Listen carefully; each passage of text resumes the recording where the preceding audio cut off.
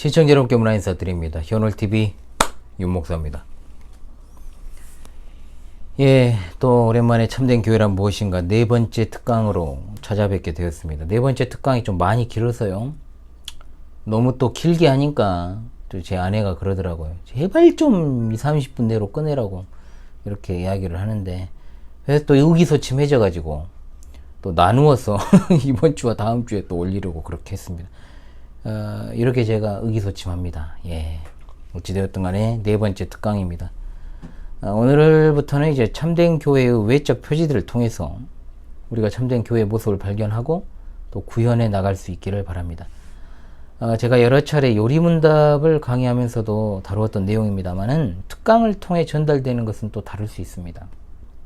여러분에게 아무쪼록 유익이 되기를 바랍니다. 자, 참된 교회의 외적 표지들 가운데 가장 첫 번째가 무엇입니까? 바로 말씀의 전파입니다.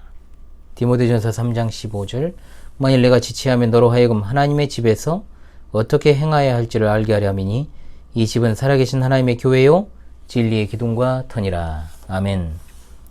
참된 교회라고 하는 것이 교인 몇 명이 의기투합해서 또 목사를 불러다가 교회 간판과 십자가를 설치하고 예배당 확보한다고 세워지는 건 아니죠. 보통은 이제 목사가 거의 주도를 해서 개척을 합니다만은, 참된 교회는 내적 외적인 특성을 다 가지고 있어야 됩니다. 외적 표지는 제가 앞으로도 정말로 많이 강조하고, 또한 개혁파 신앙 길라잡이 교회론에서도 제가 다루었습니다만은, 첫째로 하나님의 말씀을 순결하게 전하는 것, 이게 굉장히 중요하죠. 그리고 두 번째로 주께서 제정하신 성례, 세례와 성찬을 집행하는 것이며, 세 번째로 권증을 신실하게 시행하는 겁니다. 이것은 이제 참된 교회의 외적 표지이므로 교회 회원이라면 다 알고 있어야 되는 거죠. 이 세 가지가 기본적으로 참된 교회의 외적 표지입니다. 이 세 가지가 없다면 참된 교회가 아닙니다.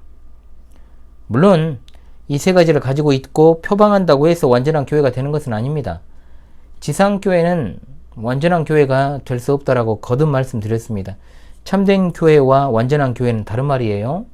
참된 교회라고 할지라도 불완전한 인간들이 속해 있지 않습니까? 그러므로 불완전한 모습이 나타납니다. 그러나 교회 역사상 그 누구도 완전한 교회를 찾아내거나 이룬 적은 없습니다. 우리는 최종적으로 완성될 하나님의 나라에서 완전한 교회를 경험하게 될 것입니다. 우리가 지상에서 지금 찾고 추구해야 하는 것은 참된 교회라는 것이죠. 자, 디모데전서 3장 15절의 말씀에 참된 교회는 진리의 기둥과 터라고 분명 말했지요. 제가 이것을 과거에 수련회 때도 한번 강조를 했습니다만은, 디모데전서 3장 15절에 나오는 진리의 기둥과 터라는 말에 좀 주목을 해야 됩니다. 교회가 지붕을 떠받치는 기둥처럼, 또 전체 건물을 떠받치고 있는 터처럼 진리를 떠받치고 있다라는 뜻입니다. 교회와 진리를 뗄 수 없는 관계로 지금 묘사를 하고 있죠. 교회는 하나님의 계시하신 진리를 기초로 해서 세워집니다. 사도들이 전하고 가르친 진리 안에 있는 신자들의 모임이 바로 뭐다? 교회입니다. 사도행전 6장 7절, 교회 성장과 말씀의 성장을 같은 것으로 묘사를 합니다. 교회는 사도들이 전한 복음의 기초에 세워졌습니다. 이것을 교회의 속성 가운데 사도성이라 부르죠. 사탄을 숭배하는 로마교는 교회의 사도성을 베드로 이후 교황과 주교들이 법적으로 사도들을 계승해 왔다라고 주장하고, 역시 같은 어떤 맥락에 있는 오늘날의 신사도운동권에 있는 자들은 사도직이 아직도 유효하다라고 주장을 합니다. 그런데 교회의 속성으로서의 사도성은 그런 뜻 아닙니다.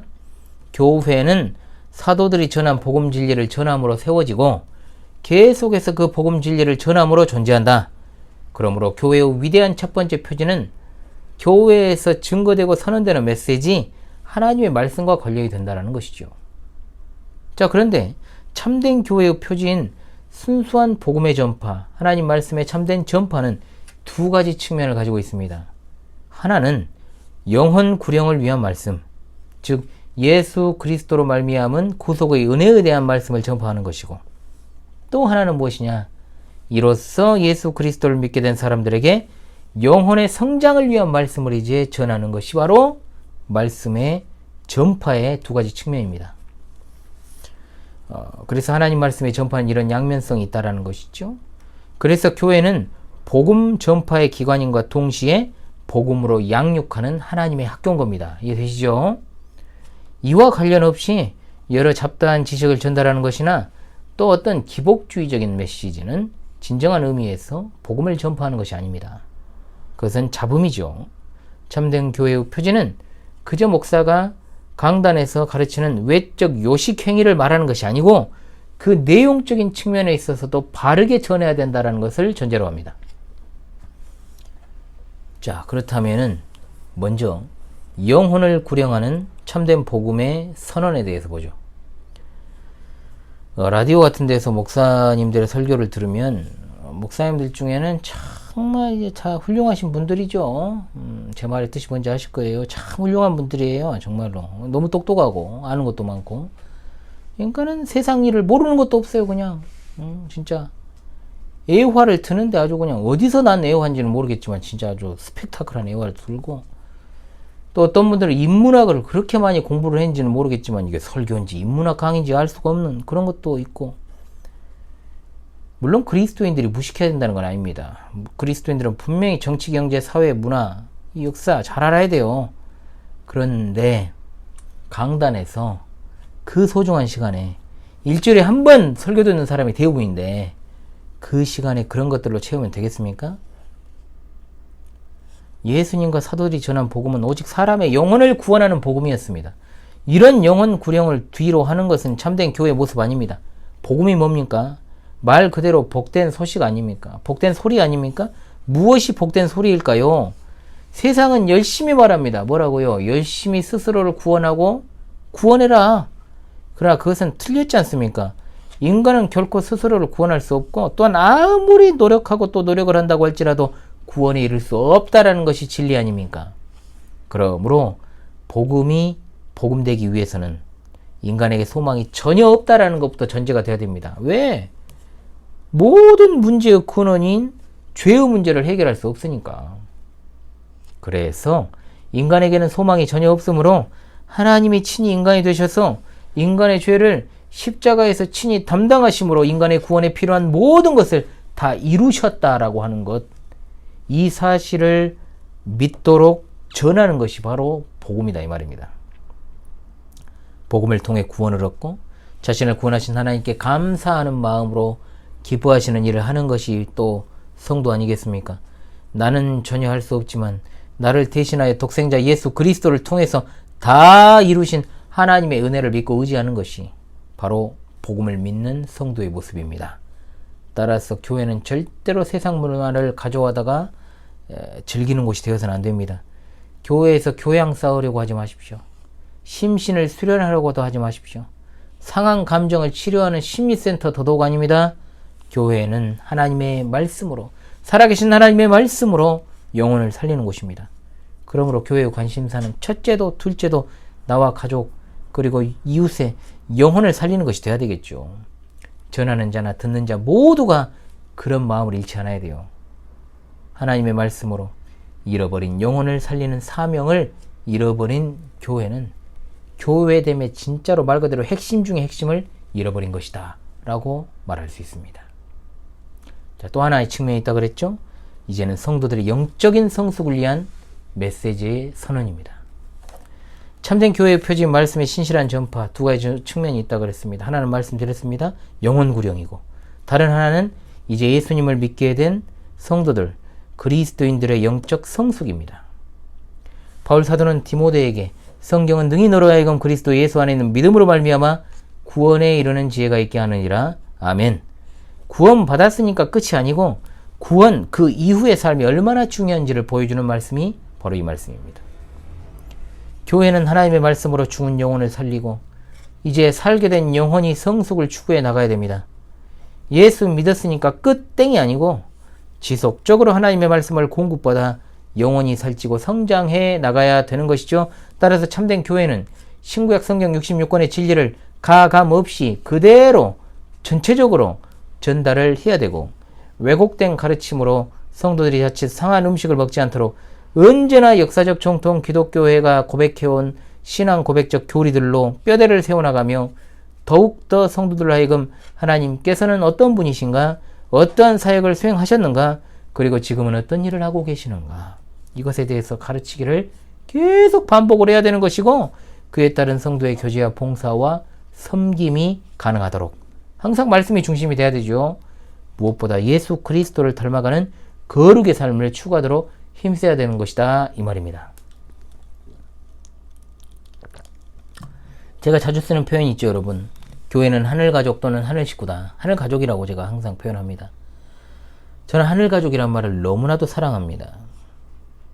자, 식구의 뜻이 뭡니까? 한 솥단지다가 밥을 먹는 게 식구죠. 교회는 무엇을 먹습니까? 하늘의 양식인 하나님 말씀을 예수 그리스도와 연합한 형제 자매가 함께 먹지요. 그래서 항상 말씀의 강단은 말씀의 식탁인 겁니다. 목사는 식탁에서 밥을 차리는 자입니다. 그렇기 때문에 양은 그 차려진 그 식탁에서 먹고 마시는 것이지요. 그리고 성찬을 통해서 함께 그리스도의 몸과 피를 먹고 마시며 영적으로 계속해서 자라가는 것입니다. 죄에서 구원받은 이후의 성도의 삶은 이제 아직도 젖을 먹어야 되는 유아 상태에 불과하죠. 계속해서 유아 상태니까 문제지.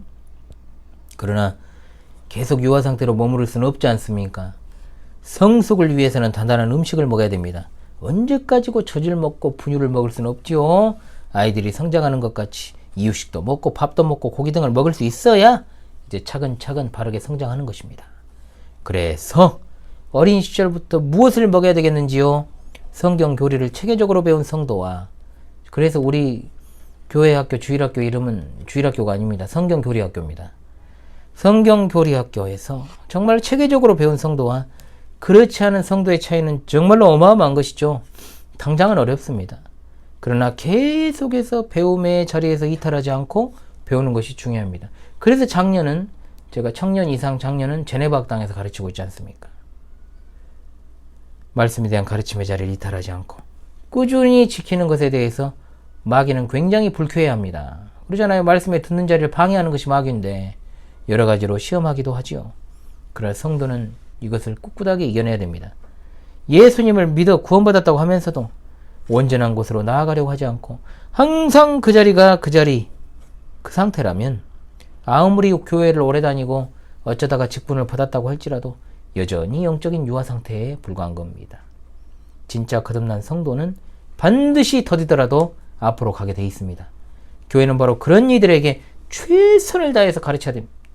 그러므로 절대로 가르침의 자리를 생명처럼 여기는 자세가 필요한 것입니다. 그래서 주의를 제가 항상 생명처럼 지키라고 성도들께 자주 언급을 하는 것이죠. 그렇다면 묻겠습니다. 이 영상을 보고 계신 당신은 말씀에 따라 순종하며 성장하고 계십니까? 오늘 많은 교회들이 제대로 말씀을 전하고 가르치지 않는 것도 문제입니다만 사실 하나님의 말씀을 양육받지 않으려는 사람이 또 문제예요. 제가 월요일 이번 주 하나님 말씀에서도 말씀드렸지 않습니까? 목사는 사명을 위한 존재다. 그런데 그 사명을 위한 존재인 목사의 그 사명에 동참하지 않는 양도 문제라 그랬어요. 분명히. 양이 동참을 안 하면 목사는 존재 이유가 없어요. 그럼 서로 빨리 헤어져야 된다니까요. 안 그러면 서로의 삶이 깨져버리잖아요. 우리가 교회에서 가르침의 자리에 충실한 것은 지식을 쌓기 위함 아닙니다. 다음 단계를 위한 절차이기 때문도 아닙니다. 예수님 믿어서 생명에 이르게 되었지 않습니까? 이제는 하나님이 원하시는 뜻을 더욱더 잘 알기 위해서 가르침을 받는 것이죠. 따라서 하나님의 원하시는 뜻을 알게 되면 알수록 실제적으로 삶의 변화가 수반이 되는 것입니다. 건성으로 믿고 건성으로 들으니까 삶의 변화가 없는 것입니다. 그래서 내게 주시는 말씀으로 안 받으니까 변화가 안 되는 겁니다. 그러므로 지속적으로 하나님의 말씀을 양육받는 것은 굉장히 중요해요. 옥석이 가려지잖아요. 어떤 식으로 들으면 들을수록 정말로 변화되는 사람이 있는가 하면 가르치면 가르칠수록 더 멀어지는 인간들도 있단 말입니다. 교회 안에는 분명. 신자가 교회 다니는 횟수만 늘어가지만 주님을 닮아가는 모습은 고사하고 겸손하지도 않고 사랑은 깊어지지도 않고 여전히 자기 중심이고 직장 중심이고 세상 중심이고 자기 삶이 중심이고 이런 태도가 강하다면 그건 진짜로 근본을 한번 따져봐야 된다는 거죠. 근본을. 우리 주위에 정말로 자꾸 말씀의 자리를 이탈하는 사람들 보십시오. 교회 다니는 횟수만 늘어가고 그대로잖아요. 응? 우리 교회에 소속돼 있다가 나간 자매가 있습니다. 여전히 그러고 살더라고, 그렇게. 여전히 그대로. 이탈을 안 했다고 해서 그런 문제가 아니냐. 그래도 문제죠, 그것도. 있으면서도 변화 안 된 사람도 있으니까. 참된 신자는 교회의 이름만 올리는 게 아닙니다. 교회의 진짜 일원이 되어서 열심히 배우며 애쓰는 자가 진짜 참된 신자죠. 애들 중에도, 어린아이들 중에도 공부하기 싫어하는 애들 많지요. 꾸준히 배움의 자리에 있질 못해요. 양육을 받는 것도 식상해하고. 교회에 오래 다닌 사람들일수록 자기가 스스로 성숙한 사람이라도 된 양 학습의 자리를 등한시합니다. 만일 스스로 정말 진짜로 자신의 의지가 아니라 피치 못할 사정이 생겨가지고 주일의 가르침에 빠지게 되었다? 그럼 어떻게 되겠습니까? 유튜브라도 열심히 보든가 아니면 목사에게 보충 수업이라도 받아야 되는 것이 정상이지만은 그런 것을 요청하는 인간은 단 한 명도 없어. 유튜브도 안 봐요. 안 봐. 응? 그러면 안 되겠죠. 정상적인 신앙 아닙니다. 참된 교회가 이 표지를 지키기 위해 몸부림칠 때 양은 그것이 나의 내면의 변화와 성장을 위한 하나님의 뜻인 줄 알고 반드시 열심을 가지고 응해야 되고 그 꼴을 먹어야죠. 신앙은 그냥 시간만 때운다 해가지고 쨍하고 해뜰날에 오는 신앙 아닙니다. 이상하게도 서당계 3년이면 풍어를 읊는데 교회는 30년을 다녀도요 아는 게 하나도 없다는 거예요. 쥐뿔도 없고. 응? 꾸준하게 한 걸음 한 걸음 한 계단 한 계단 올라서야 영혼이 성숙해지고 견고해지죠. 교회 가르침을 제발 부탁인데 생명과 같이 여기십시오. 말 같지가 않습니까? 이런 말이 어째? 자리는 잘 지키고 있는데 그걸 뭐라 그럽니까 이제? 벤치 워머라 그러죠 이제. 자리만 달구고 있다는 거예요. 집중하지 않고 겉돌지 마십시오. 제발. 대체 누굴 보고 있는 겁니까? 내가 존재하는 이유 그 영상 다시 봐봐요. 이것이 내가 살 길이야. 이게 내가 살 길이야 하고 하나님이 우리 영혼의 성장을 위해 주신 기회임을 알고 생명을 걸어서 참여하시라 이 말입니다. 그럴 때 실제적으로 우리 신앙의 내용에 있어 절제와 인내와 경건과 형제 사랑과 우애와 나타나게 돼 있다 이 말입니다. 교회를 빠지지 않고 가르침의 자리에 항상 있는데도 불구하고 여전히 절제도 안 되고 인내함도 없고 조급함이 강하고 사랑이 안 자란다면 성숙의 증거가 나타나지 않는 것입니다.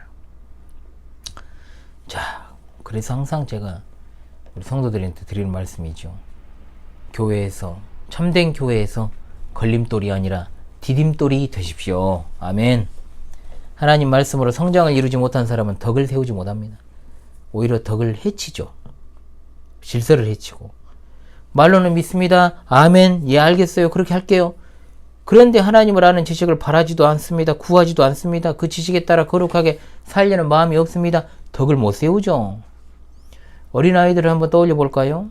성경은 어린아이와 같은 순수한 믿음을 가지라고 말씀하기도 하지만 그것은 분명히 말씀을 가리지 않고 받아먹는 순수함의 측면에서 이야기를 하신 것이고 부정적인 측면으로 어린아이 같은 신앙을 또 꾸짖고도 있어요. 성경은. 어린아이가 뭐가 부족합니까? 절제가 부족합니다. 인내가 부족해요. 애들이. 부모가 조금만 관심을 쏟지 않으면 금세 다른 곳으로 향합니다.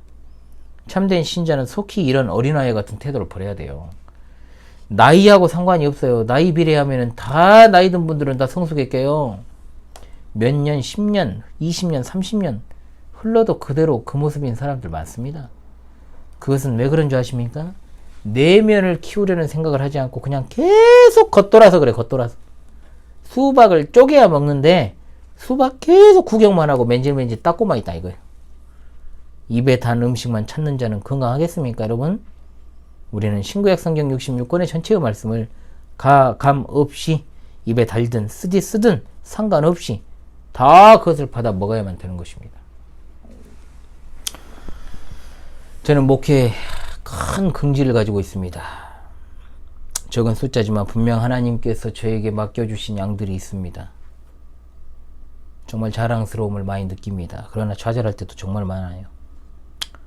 성도들의 지나친 소극적 태도, 힘이 빠지게 할 때도 많이 있고 그렇게 가르치고 또 가르쳤는데도 어떤 신앙의 성숙과 지식에서 자라가는 모습들이 나타나지 않을 때 굉장히 힘들지만 어찌됐든 큰 아픔도 있었고 나갈 사람 다 나갔고 정말 아직까지도 이탈하지 않는 성도들이 그 가르침을 받는 자리를 지키고 있지만 아직도 좀 먼 그런 측면도 있습니다만 어찌되었든 간에 그 가르침의 자리를 지키고 있기 때문에 좀 참 자랑스럽다라고 말씀을 드리고 싶습니다. 하나님의 진리를 정말 체계적으로 철저히 가르치려는 어떤 개혁신학에 입각한 목회자분들이 알게 모르게 꽤 계시는 것은 참 고무적인 일이라고 봅니다. 그럼에도 불구하고 너무나 오랜 시간 교회가 이런 진짜 신경 쓰고 힘을 쏟아야 될 곳에 쏟지 못한 게 사실이에요. 그러니까 분명 성경적인 어떤 말씀, 원리, 원칙엔 수요가 없다. 이런 게 한몫을 합니다. 인기가 없다는 거죠, 인기가. 듣는 자들이 어려운 걸 싫어해. 조금만 복잡하게 말하고 조금만 좀 이야기를 하면은, 교리적인 이야기를 하면은 은혜가 없다고 해버리니 전하는 자들이 어떻습니까? 반응이 안 나오니까. 거기서 그러면 안 되는데 반응이 없으니까 반응을 주기 위해서 이것저것을 첨가해 가지고 이제 건강을 망치는 겁니다. MSG도 넣고 첨가물도 넣고 설교에다가 각종 애화도 버무리고 그것이 사실인지 아닌지 확인도 안 되는 그런 애화도 집어넣고 웃기기도 하고 막 하면서 울기도 하고 막 쇼죠 그거 다. 그래서 절대로 이게 지레 정말로 조금만 복잡하고 은혜가 없다고 해버리니까 전하는 자도 질이 떨어져 버리고 그러잖아요. 악순환의 반복이죠. 목회자도 목회자지만 성도들은 참된 교회에서 자꾸 가르침의 자리를 이탈해가지고 누군가의 걸림돌이 되어서는 안 돼요. 어린이들이 보고 배우고 청소년들이 보고 배우지 않겠습니까? 자녀들이 누구를 보고 배우겠어요? 부모 보고 배우지. 부모가 저 방송도 안 보는데 자녀가 보겠습니까? 방송을. 부모가 성경 열심히 안 읽고 목사가 하는 지시 안 따르는데 나는 안 한다고 매를 때린다? 그거 사이코죠 그건. 안 그렇습니까? 아휴 참 디딤돌이 되십시오. 걸림돌 되지 마세요. 우리 교회가 지금까지 추구해왔고 또 기도해온 제목 가운데 5대 기도 제목이 있습니다. 세 번째가 파수꾼의 사명을 신실하게 감당하는 교회가 되게 하소서입니다. 제가 신학교에 가기 전 2007년부터 사용한 닉네임이 파수꾼입니다. 거기에 제가 2001년부터 이제 21년째 사용하는 현어를 붙여가지고 진리의 파수꾼 현월이라고 이렇게 지칭을 합니다. 진리의 파수꾼 현월. 목회자뿐만 아니라 우리 교회 모든 성도들이 그리고 방송가족 여러분이 진리를 파수하는 파수꾼들이 되어야 됩니다. 그러기 위해서는 지금 좀 비록 어렵고 힘들게 느껴지더라도 정말로 계속 지켜야 됩니다. 지키고 나아가야 됩니다. 제가 이 비슷한 강의를 5년 전에 했거든요. 5년 전, 6년 전인가 거의. 그런데도 크게 변화되지 않은 모습들이 있어요. 더 많이 배우고 자라가야 됩니다. 이제는 하나님의 마음을 깨달아서 다음 세대를 지도할 수 있는 수준이 돼야 되거든요. 그리스도를 알아가는 지식이 쌓여갈수록 겸손과 온유와 절제와 같은 그런 어떤 사랑과 같은 성품이 더욱 충만해지는 주님의 은혜를 경험하시는 여러분 되시기를 바랍니다. 제가 세례와 이제 권징까지 하려고 했는데 말씀 전파를 하니까 꽤 시간이 흘렀어요. 다음 시간에 성례와 그리고 권징에 대해서 살펴보도록 그렇게 하겠습니다. 여러분 또 더 길어지면은 여러분 또 보는 것도 힘들 수 있으니까 다음 편 성례와 권징에 대해서 찾아오도록 하겠습니다. 지금까지 현월TV 윤목사였습니다. 감사합니다.